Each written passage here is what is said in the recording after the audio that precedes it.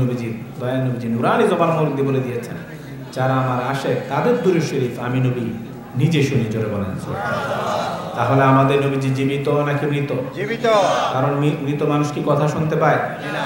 কথা বলেন, কথা শুনতে পায়? না। মৃত মানুষ কথা শুনতে পায় না। আমাদের আকীদা হচ্ছে, আমাদের বিশ্বাস হচ্ছে আমাদের নবীজি অবশ্যই জীবিত।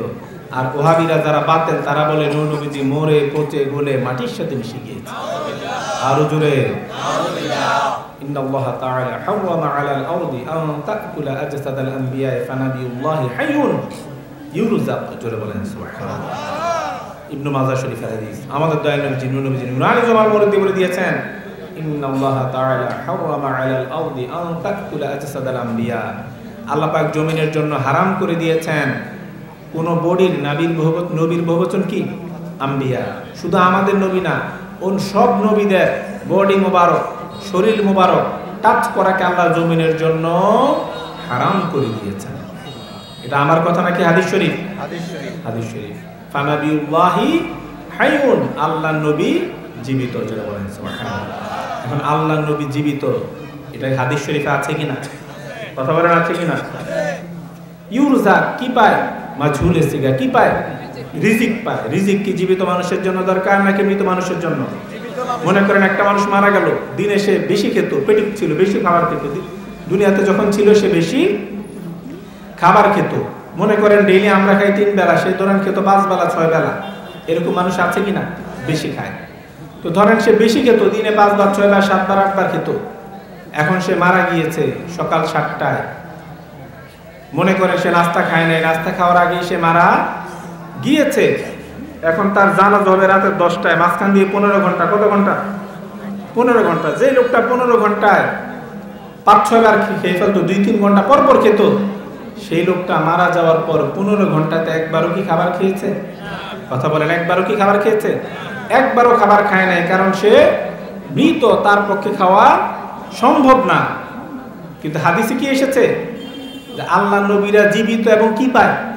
একটু কথা বলেন না, কি পায়?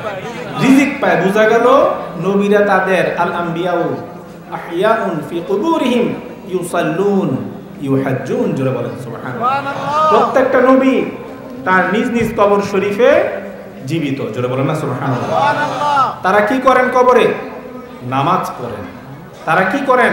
নামাজ কি মরা মানুষ পড়তে পারে? একটা লোক যদি পাক্কা নামাজি থাকে, 5 ওয়াক্ত নামাজ, কত রাকাত?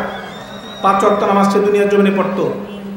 5 ওয়াক্ত নামাজ সে দুনিয়ার জমিনে পড়তো। 1 ওয়াক্ত নামাজও তার মিস হতো না। এই লোকটা যদি দুপুর 12টায় মারা যায়, রাতের 10টায় যদি আপনারা কবরস্থ করেন, দাফন কাফন করেন, মাঝখান দিয়ে জোহরের নামাজ গেল, আসরের নামাজ গেল, মাগরিবের নামাজ গেল, ঈশার নামাজ গেল, একটা ওয়াক্ত নামাজও কি সে পড়েছে? পড়ে নাই, কারণ সে মৃত। কিন্তু হাদিস শরীফে রয়েছে নবীরা তাদের নিজ নিজ কবর শরীফে কি করে? নামাজ পড়ে। তাহলে নবীরা কি জীবিত নাকি মৃত? জীবিত। ইউহাজ্জুন, তারা কি করেন? হজ করে। কি করে? হজ করে। হজ করতে হলে মক্কা যেতে হয়, মদিনা শরীফেও যেতে হয়, নাকি শুধু মক্কা গেলেই চলে? আমাদের আকীদা কি?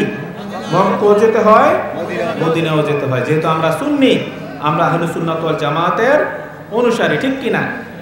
যে ব্যক্তি হজ করবে, যারা বাতিল, যারা গুমরাহ, তারা কি বলে?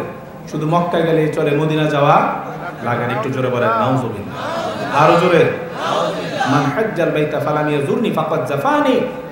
নবীজি নুরানি জবান মোবারক দিয়ে বলে দিয়েছেন, যে ব্যক্তি হজ করলো কিন্তু আমি নবী রোজা জিয়ারত করলো না, সে যেন আমি নবীর উপর জুলুম করলো। জোরে বলেন নাউযুবিল্লাহ। যে হজ করলো কিন্তু আমি নবীর রোজা জিয়ারত করলো না, সে যেন আমি নবীর উপর জুলুম করলো। যে ব্যক্তি নূর নবীজির উপর জুলুম করবে, নূর নবীজিকে কষ্ট দিবে, তার হজ কি কবুল হবে? তার হজ কেন?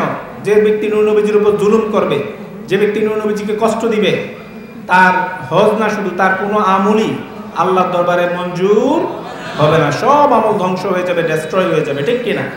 কারণ মান আদানি ফাকাদ আদাল্লাহ। নূর নবীজি নুরানি জবান মোবারক দিয়ে বলে দিয়েছেন, যে ব্যক্তি আমি নবীকে কষ্ট দিল, সেজন্য আল্লাহকে কষ্ট দিল। জোরে বলেন না নাউযুবিল্লাহ। তো নূর নবীজিকে কষ্ট দেওয়া মানে আল্লাহকে কষ্ট দেওয়া। কোরআন শরীফে আল্লাহ বলে দিয়েছেন, ইন্নাল্লাযীনা ইউযুনাল্লাহা ওয়া রাসূলাহু লা'নাহুমুল্লাহু ফিদ দুনিয়া ওয়াল আখিরাহ ওয়া আ'আদ্দা লাহুম আযাবান মুহিনা। ঠিক কিনা?